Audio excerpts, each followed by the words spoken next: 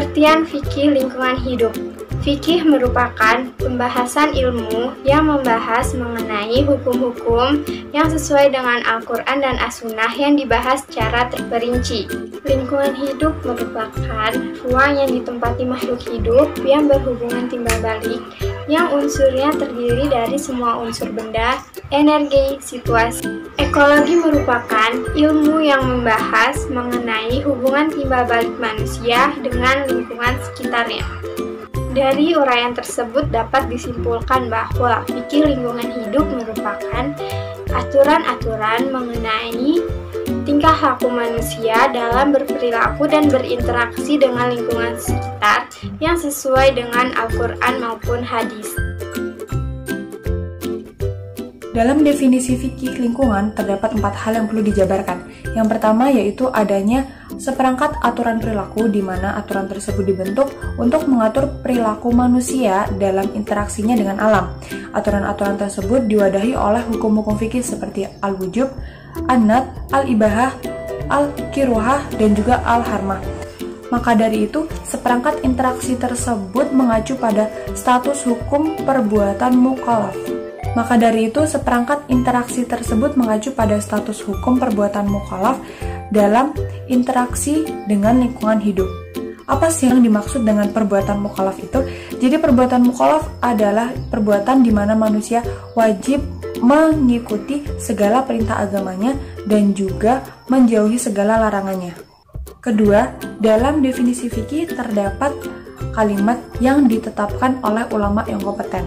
Maksudnya, perumusan fikih lingkungan harus ditetapkan oleh ulama yang mengerti tentang lingkungan, menguasai sumber-sumber informasi normatif, dan juga memiliki pengetahuan tentang faktor-faktor empirik lingkungan. Yang ketiga, adanya kalimat berdasarkan dalil yang terperinci. Maksudnya, dalil yang dipakai dalam fikih lingkungan tidak hanya dipahami secara tekstual dalam arti nas yang sarih, tetapi juga mencakup dalil yang digeneralisasi dari maksud syariah. Keempat, terdapat kalimat untuk tujuan mencapai kemaslahatan kehidupan yang bernuansa ekologis. Ekologi sendiri memiliki arti interaksi makhluk hidup dengan makhluk hidup lain dan lingkungan sekitar. Jadi, fikih lingkungan di sini bertujuan untuk mengatur semua makhluk Tuhan agar dapat hidup dalam space alam yang wajar dan seimbang, sehingga akan memberikan daya dukung optimum bagi kehidupan bersama yang berperi kemakhlukan rahmatan lil alamin. Materi yang ketiga, yaitu kajian tentang nilai dasar dan norma praktis dalam pengelolaan lingkungan menurut Islam untuk mengeksplorasi substansi fikih lingkungan. Hubungan manusia dengan alam bukan hanya hubungan ekspoliatif, tetapi juga hubungan apresiatif. Hubungan apresiatif dengan alam yaitu hubungan yang keharusan untuk bersikap menghargai alam di sekitar kita. Contohnya dengan menjaga lingkungan. Yang kedua, Islam tidak semata-mata hanya mengajarkan kita untuk bersikap tentang peri kemanusiaan, tetapi juga mengajarkan kita untuk bersikap peri kemakhlukan.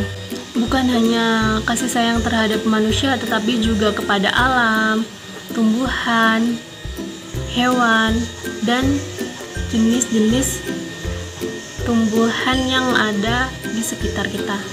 Bahwasanya kita diciptakan untuk menyayangi dan mengasihi sesama, tetapi Allah juga menyuruh kita untuk menyayangi binatang ataupun tumbuhan yang ada di sekitar kita. Contohnya, sebagai apresiasi terhadap lingkungan, kita harus menjaga lingkungan sekitar ataupun menanam pohon.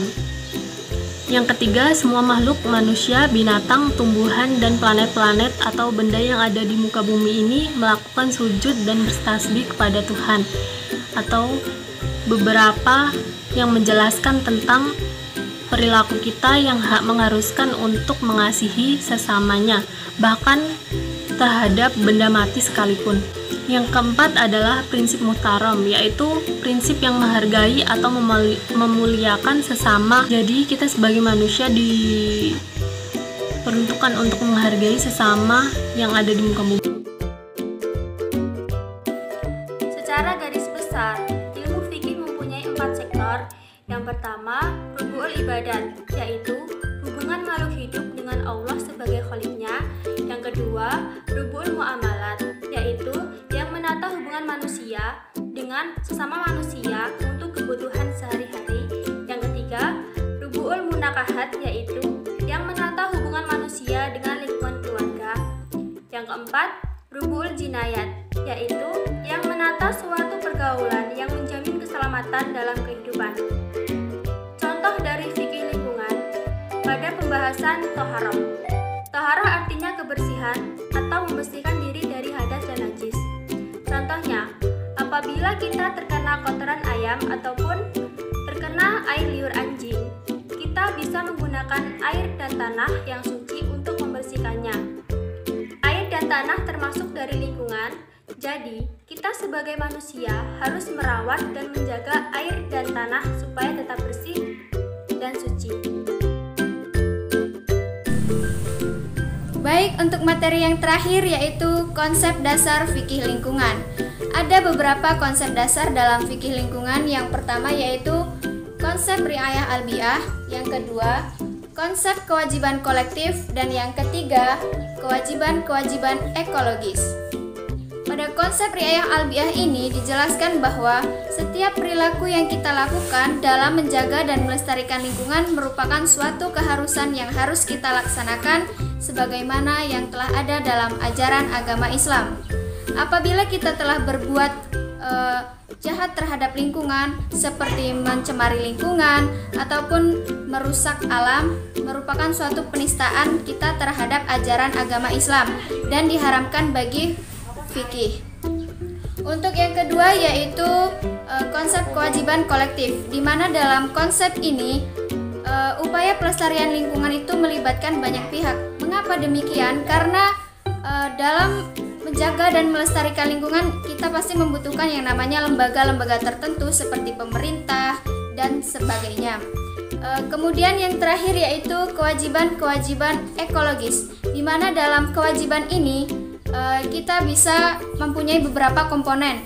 Yang pertama yaitu menjaga ekosistem, kemudian melestarikan sumber daya alam dan melestarikan lingkungan sekitar. Jadi kesimpulan pada pemaparan kali ini adalah fikih lingkungan merupakan suatu hukum Islam yang mengatur tindakan manusia dalam berperilaku dan berinteraksi dengan lingkungan sekitarnya yang bersumber dari Al-Quran.